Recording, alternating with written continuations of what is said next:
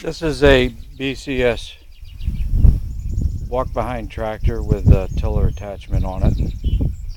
Years ago, the BCS company shipped out their equipment with tires that were manufactured by a company called Pirelli out of Italy.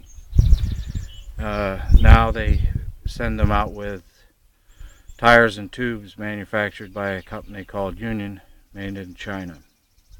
I want to demonstrate some of the differences in the problem that is significant here. This is the tire by Pirelli. You can see that this is radial here, and there's a fair amount of tread depth. On the Union tires, the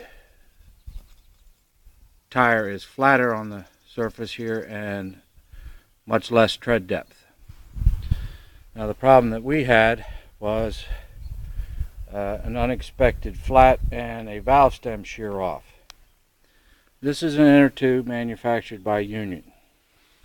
The valve stem comes radially in the center, pointing directly in to the center. If this were a Pirelli inner tube, the valve stem would be mounted on the side obliquely, and that would line up with the hole in the rim, which is oblique.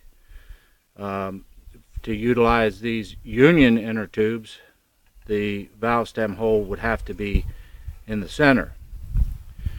But because it is still on the side, the valve stem then gets pulled towards the side, and the one edge gets abraded and cut by the rim, losing air.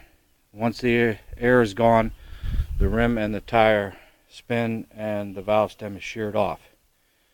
Now if you look inside of here, this tire has a inner tube in it made by Pirelli. You can see that the valve stem is coming out nicely there, and there's